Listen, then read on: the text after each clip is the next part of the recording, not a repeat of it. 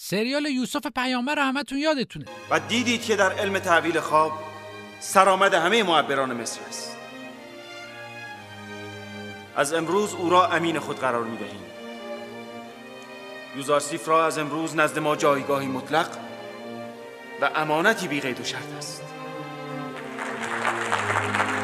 سریالی که انقدر طرفدار داشت که تو ساعت پخشش خیابونا خلوت میشد، اما حالا بعد از 15 سال ما 8 تا سوتی ازش پیدا کردیم که حتی کارگردان این سریال هم متوجهش نشده بود. سوتی‌های عجیبی مثل رد شدن ماشین از جلوی دوربین، قایق موتوری تو رود نیل، یا این بازیگر نقش ندیمه که کیف دستی مدرن دستشه. حالا که حسابی کنجکاو شدید این سوتی‌های عجیب و غریب و بی سابقه رو ببینید، لایک رو بزنید، ما هم انرژی بگیریم. کانال دانستنی روز رو هم سابسکرایب داشته باشید، یا اگه سابسکرایب نکردید همین الان کارهای اداریشو انجام بدید و یه دستم به اون زنگوله‌ای که پایین ویدیو است بزنید تا با صدای دینگ دینگش کارمون رو شروع کنیم. اول از این سوتی شروع می‌کنیم. قسمت 28 این سریال، جایی که جناب پوتیفار از دست کارهای زنش صبرش به لبش رسید و جونش از از تنش در اومد. اگه یادتون باشه جسدش رو توی این تابوتای مصری گذاشتن و با قایق بردنش به اون سمت رود نیل که توی اهرام دفن بشه. تا اینجا همه چی عادیه، ولی وقتی قایق حرکت میکنه میبینی این چیه دیگه؟ یه قایق موتوری اون پشته که اشتباهی تو کادر میفته و این آقا با اون تیشرت قرمزش طراح صحنه و کارگردان و فیلمبردار و تدوینگر و همه عوامل فیلمو به فنا میده.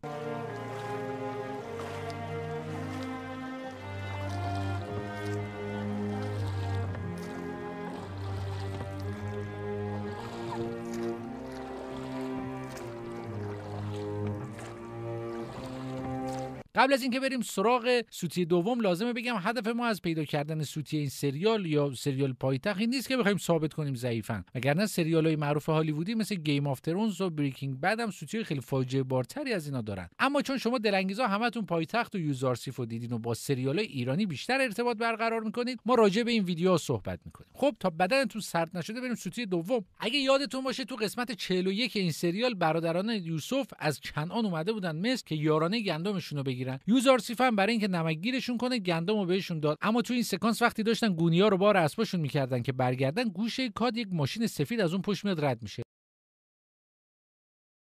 حالا احتمالاً تعجب دهنتون باز مونده و میگین 3000 سال پیش ماشین کجا بوده؟ ما هم چه می‌دونیم، لابد بوده که تو این سریال نشون دادن. آن اخماو پولای مردم از معبد دزدیده، باشه یک پژو پارس تیو 5 از آمون خودرو ثبت نام کرد و خرید کرد. اما سومین سوتی تو قسمت 19 این سریال اتفاق افتاد، جایی که یوزارسیف با توطئه زلیخا افتاد زندان. اگه یادتون باشه وقتی یوزارسیف وارد زندان شد، حسابی از وضعیت بهداشت اونجا تعجب کرد و به زندانیا گفت چطوری اینجا زندگی می‌کنید؟ چرا تمیزش نمی‌کنید؟ اینجا چگونه زندگی می‌کنید؟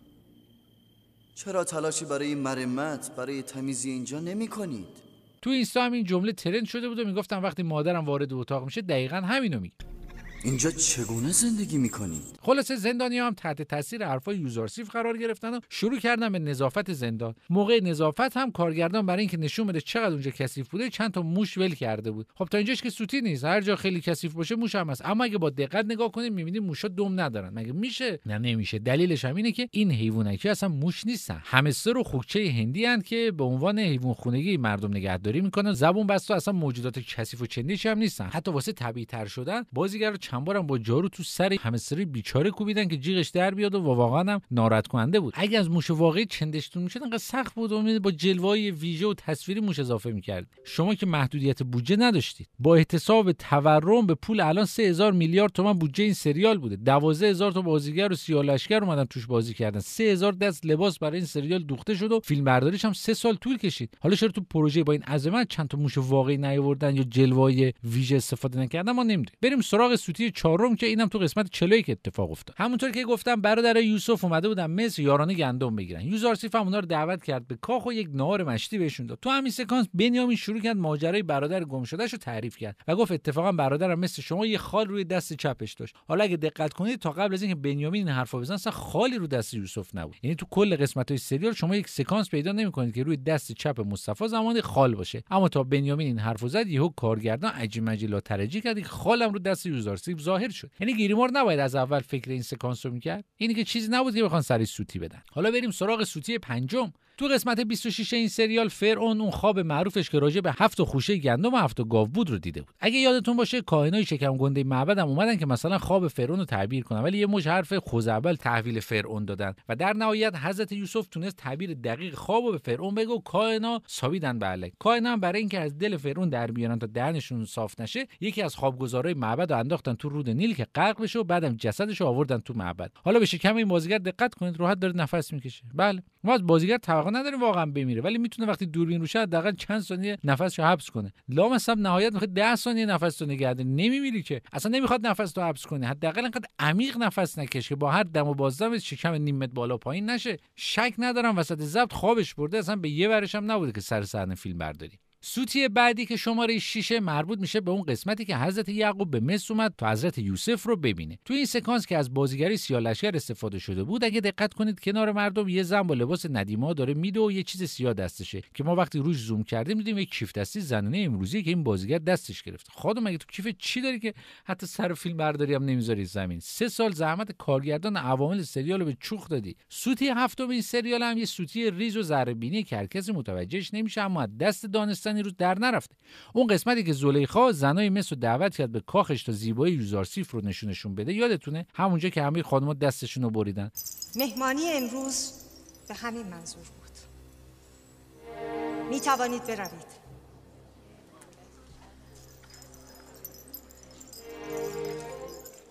حالا به موهای زلیخا توجه کنید. جلوی موهاش 7 سانت با لبه کلاهش فاصله داره و تقریبا تا بالای ابروش. اما وقتی مهمونی تموم شد و زلیخا پیش پوتیفار رفت، گیریمش کلا عوض شد. اینجا رو ببینید، موهاش کامل رفته زیر کلاه. انگاری دیده چتری بهش نمیاد، یهو رفته جلو موهاشو کوتاه کرد. سوتی شماره 8 هم مربوط به اون قسمتی که کاهنای معبد به جای اینکه گندم رو با خوشه ذخیره کنن، دونه گندم رو انبار کرده بودن و تمام گندمشون رو موش خورده بود. یوزارسیف هم که این قضیه رو فهمیده بود، داشت میرفت پیش پادشاه که خبر چیز شدن کاهنا رو بده. منظورم زایی شدنه. اینجا داره به سمت کاخ میره، نگاه کنید قشنگ. لابد میگه خب داره میره دیگه، از راه رفتنش هم میخواد سوتی در میره. نه، راه رفتن سوتی نیست، ولی اگه به اون پشون مجسمه دقت کنید، تصویر یه مرد با یک چیز دراز تو دستشو میدید که کسی نیست جز آقای صدا برداری که حواسش نیست، خودش و میکروفونش تو کادره. اینم از این سوتیایی بود که آدم از این سریال خفن با این همه بودجه انتظار نداشت. خب دلنگزا، این ویدیو هم تموم شد. بازم تاکید میکنم سریال یوسف پیامبری که از بهترین سریال‌های تاریخ سینما ایران و نکته‌ای که نمیدونستین اینه که این سریال تقریبا تو تمام کشورهای اسلامی مثل ترکیه و عراق و تاجیکستان و افغانستان و پاکستان و در مجموع تو 60 تا کشور پخش شده و به شدت هم پرطرفداره. هدف ما هم از ساخت این ویدیو فقط سرگرمی بود، وگرنه این سریال نسبت به بعضی از فیلم‌های هالیوودی که تو هر سکانس 5 تا سوتی دارن خیلی خفن‌تر هم شد. حالا بگید شما تا الان چند بار سریال یوزارسیف رو دیدید؟ خودم که انقدر دیدمش که برم مز تو کوچه‌اش گم نمیشم دیگه. اگه هم از این ویدیو خوشتون اومد که مطمئنم اومده، لایکو بکوبید تا خستگی ما هم در بره. کانال دانستنی روز رو حتما سابسکرایب داشته باشید و ویدیوی خفن ما رو دنبال کنید. اگر هم تا حالا این کارو نکردید، یه زحمت کوچولو به انگشتتون بدید و دکمه رو بفشارید، زینگ زنگوله رو هم به صدا در بیارید که متوجه بشید ما ویدیوی جدید گذاشتیم و از دستش ندید. 2 تا ویدیو قبلیمون هم الان اومد روی صفحه که با یک کلیک میتونید ببینید.